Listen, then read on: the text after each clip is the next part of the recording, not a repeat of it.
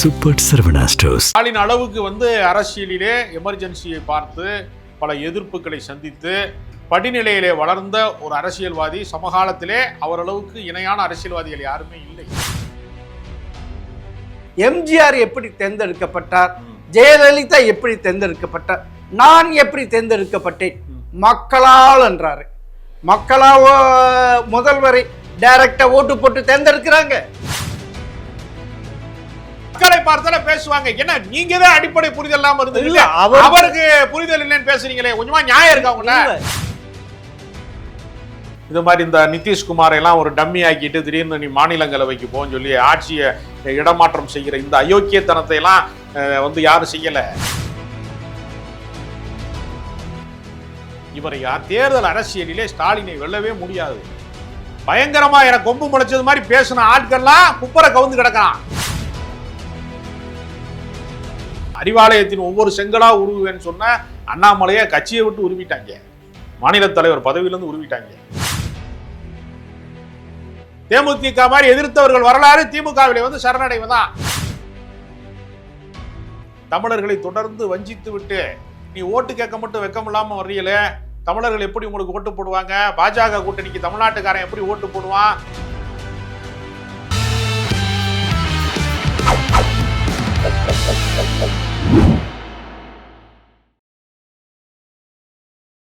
MTV நேயர்களுக்கு வணக்கம். அரசியல் விமர்சகர் ராஜ கம்பீரன் அவரை சந்திப்பவர்.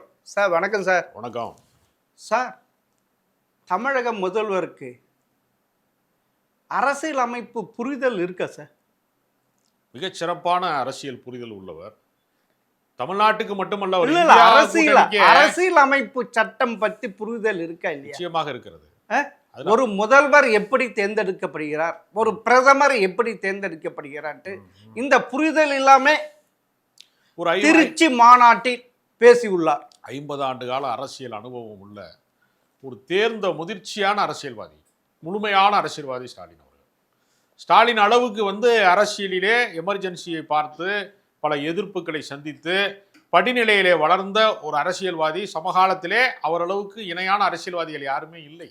நான் அரசியல்வாதியை ஏத்துக்கிறேன் சார், ஒரு முதிர்ச்சி பெற்ற அரசியல்வாதி தான்.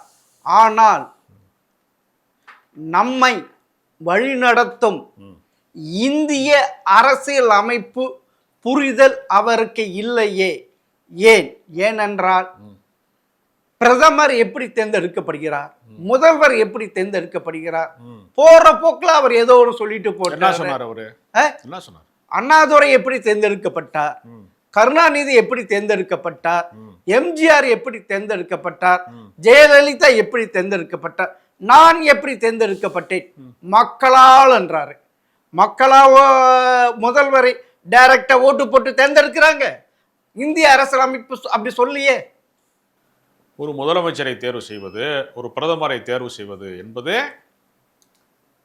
சட்டமன்ற உறுப்பினர்களால், நாடாளுமன்ற உறுப்பினர்களால் தேர்வு செய்யப்பட்டாலும் எல்லாவற்றிற்கும் அடிப்படை இறுதி எஜமானர்கள் மக்கள் தான் என்பதனால மக்களை நோக்கி தான் பேசுவாங்க தலைவர்கள். எம்எல்ஏக்களை பார்த்தா பேசுவாங்க, அது சட்டமன்றத்துல பேசுவாங்க, நாடாளுமன்றத்துல பேசுவாங்க, எம்பிக்களை பார்த்து மக்களை பார்த்தால பேசுவாங்க. என்ன நீங்க தான் அடிப்படை புரிதல் இல்லாம இருந்தீங்க, அவருக்கு புரிதல் இல்லைன்னு பேசுறீங்களே, கொஞ்சமா நியாயம் இருக்கா உங்கள்ட்ட? அதாவது ஒரு கட்சி இப்ப தமிழகத்தை எடுத்துக்க 234 தொகுதியில் யார் 118 பெற்று அந்த எம்எல்ஏக்களால் முதல்வர் தேர்ந்தெடுக்கப்படுகிறார். அதே பாராளுமன்றத்தில் ஒரு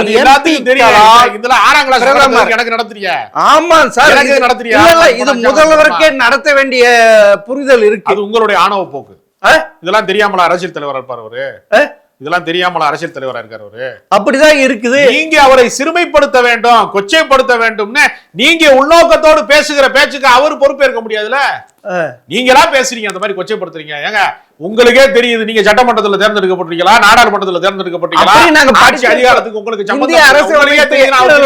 இந்திய அரசியலமைப்பு நாங்க படிச்சிருக்கோம், அதனாலதான் இருக்கு. இது கூட தெரியாத ஒரு முதல்வராக இருக்கிறாருன்ட்டு நீங்க அவரை அவர் ஆட்சியில் இருப்பதை உங்களால ஏற்க முடியல. அந்த வன்மத்தை ஆள் மனதிலே வைத்துக்கொண்டு அவருக்கு அது தெரியல, இது நீங்க விட்டா அவருக்கு இது ஆத்தி சூட்டி தெரியல, ஏபிசிடி தெரியலன்னு கூட சொல்லுவீங்க. அது கூட தெரியாது. அதுல இருந்து தெரியுது உங்களுக்கு உள்நோக்கம் இருக்கிறது. இல்ல, நாடு எப்போது சுதந்திரம் பெற்றது, எப்போது குடியரசு ஆனதுன்ட்டு அது கூட தெரியாம அந்த துண்டு சீட்டு யாருக்கு தெரியும்? எடப்பாடி பழனிசாமி தெரியுமா? இல்ல அப்படிதான். எடப்பாடி பழனிசாமி தெரியுமா? கம்பராமாயணம் தெரிந்தது யாரு? ஜனவரி 26 கம்பராமாயணம் தெரிந்தது யாரு? இரு சார், ஜனவரி 26 சுதந்திர தினம்னு சொன்னார் சார் நம் தமிழக முதல்வர். இது எப்படி சொல்லலாம் சார்? என்னைக்கு சொன்னாரு? இந்த புரிதல் இல்லையா? சொல்லி இருக்காரு. எந்த காலத்துல? இந்த அவர் முதல்வர் ஆன பிறகு வளரி இருக்காரு, வளரி கொட்டி இருக்காரு. எங்க சாதாரணமாக சில நேரங்கள்ல நினைவு பிழைகள் எல்லாருக்குமே ஏற்படும், ஞாபக பிழைகள் ஏற்படும். நீங்க வந்து கொச்சைப்படுத்துவதற்காக எதை வேண்டுமானாலும் சொல்லலாமா?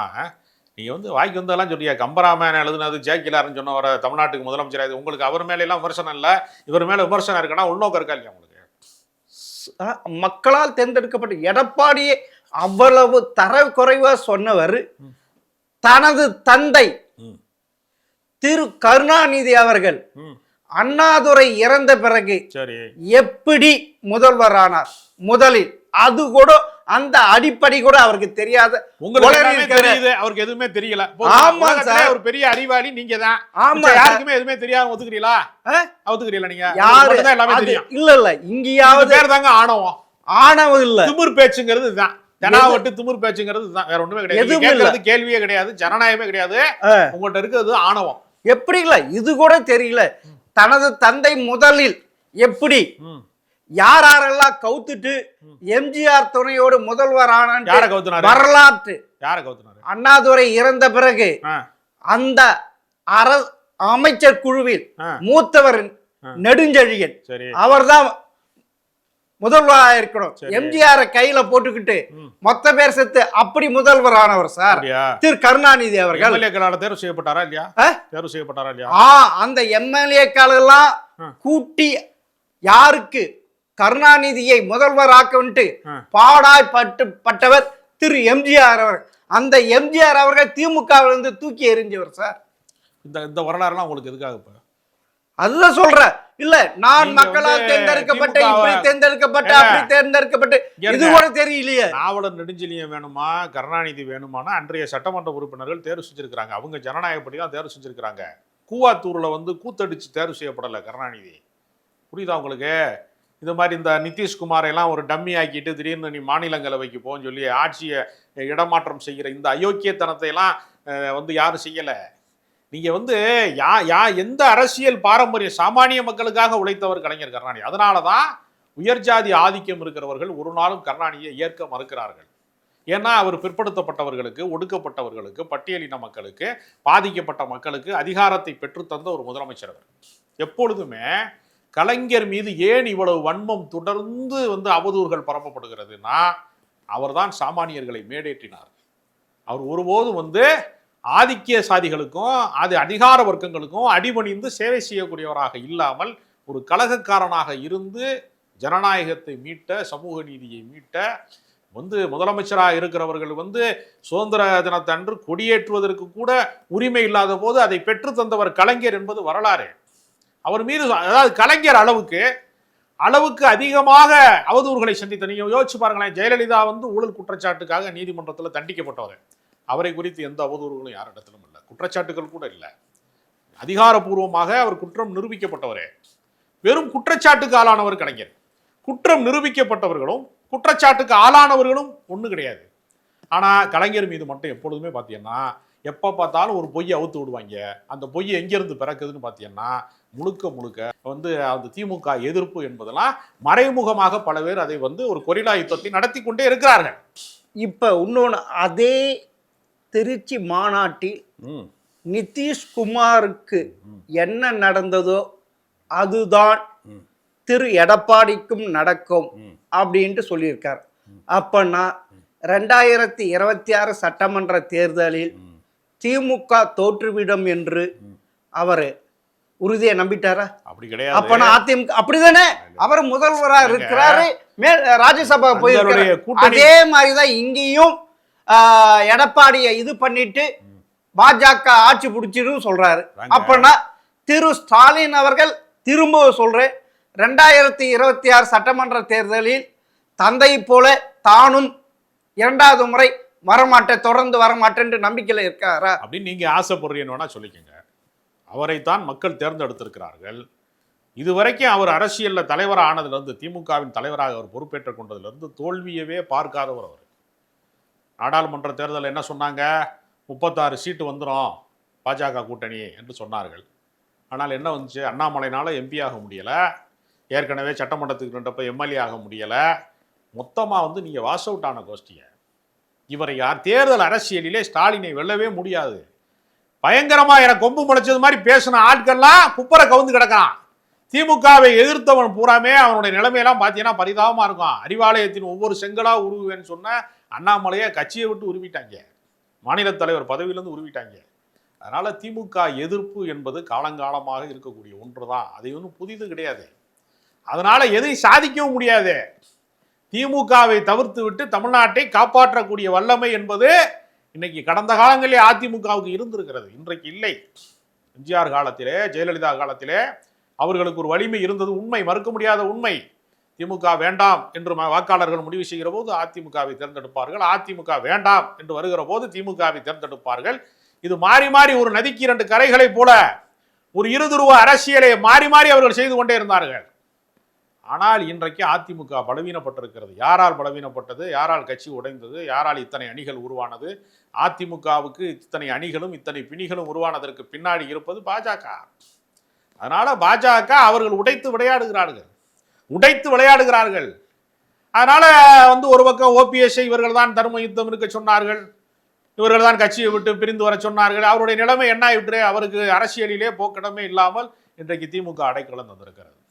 பாஜகவை நம்பியவர்களுடைய கதியெல்லாம் என்னன்னு பார்த்தீங்கன்னா, தேமுதிகலாம் ஒண்ணுமே இல்லை. அதிமுகவை நம்பி, பாஜகவை நம்பி அந்த கட்சி கரைந்து கொண்டே இருந்தது.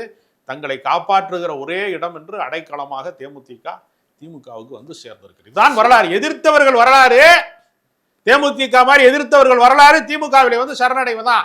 எல்லா நதிகளும் கடலிலே கலப்பது மாதிரி எல்லா எதிர்ப்பாளர்களையும் உள்வாங்கிக் கொள்ளக்கூடிய ஆற்றல் மிக்க இயக்கம் திமுக கட்சி தான். திமுக சார், அதாவது எடப்பாடி ஆட்சியில் விட என்னுடைய ஆட்சியில் தமிழகம் வளர்ந்திருக்கிறது, முதல் இடத்து இருக்கிறது என்று அப்படி சொன்னார் இல்ல?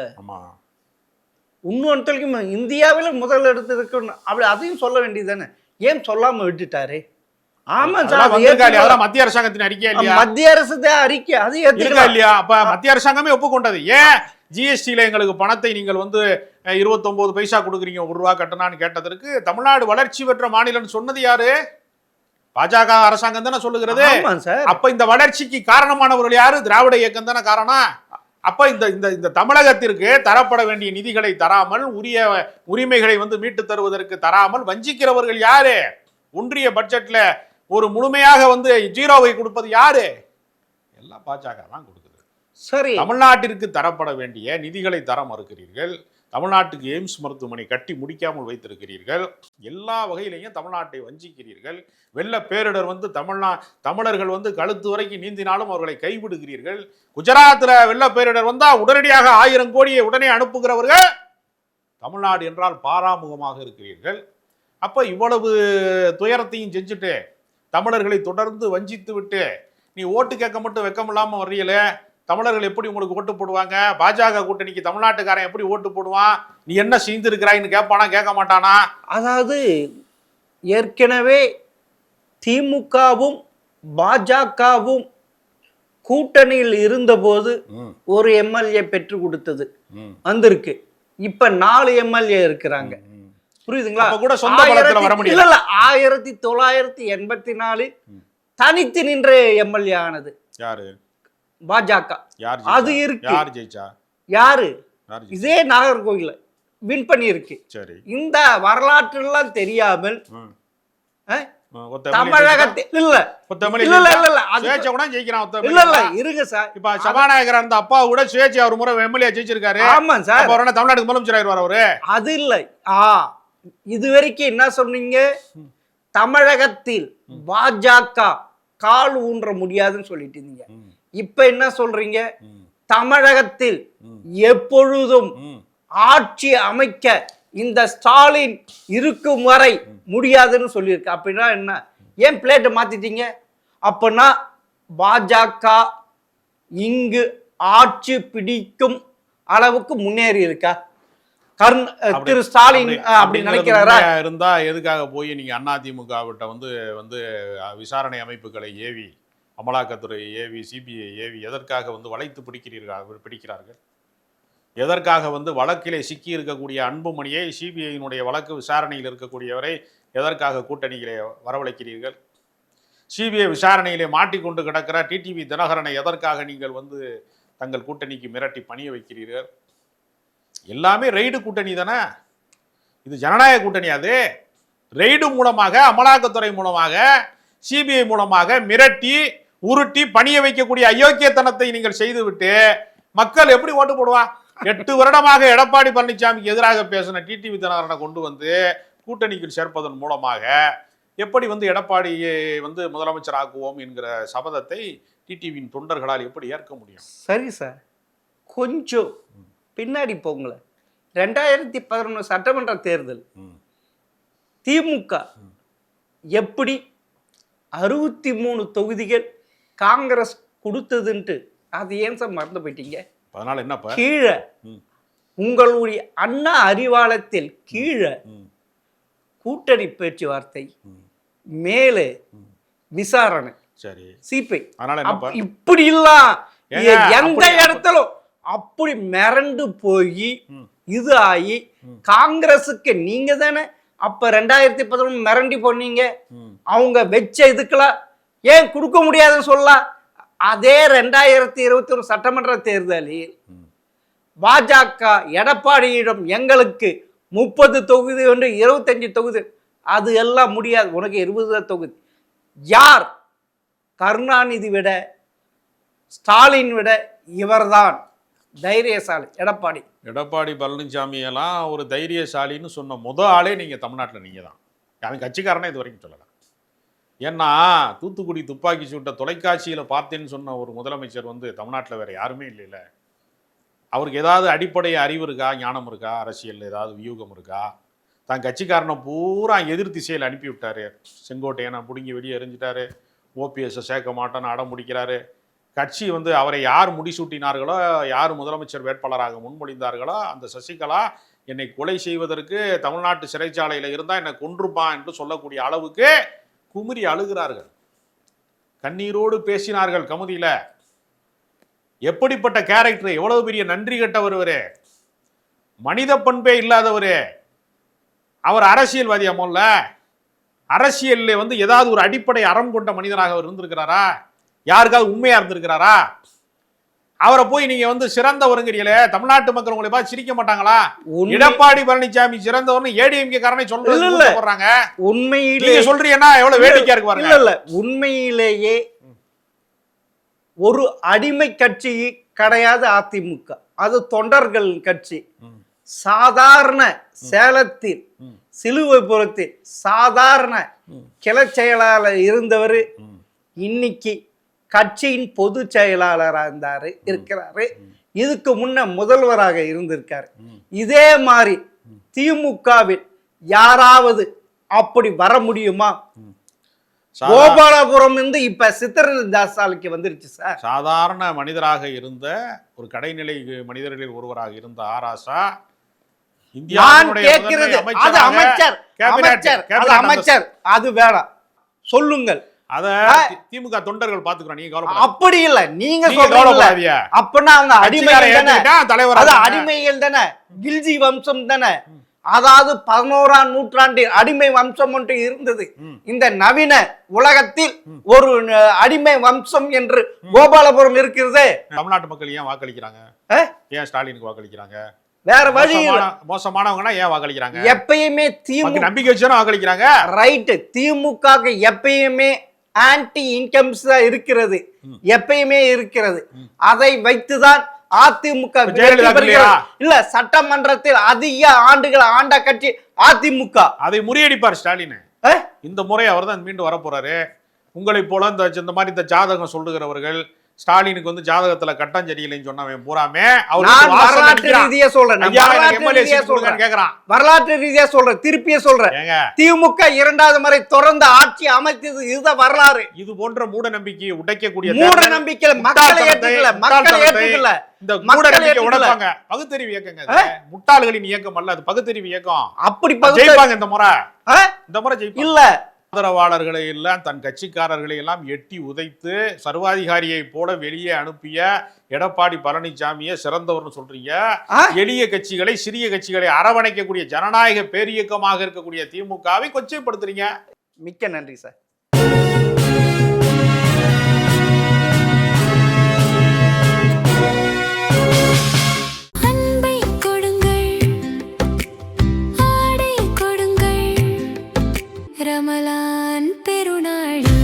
Super Sarvana Stores.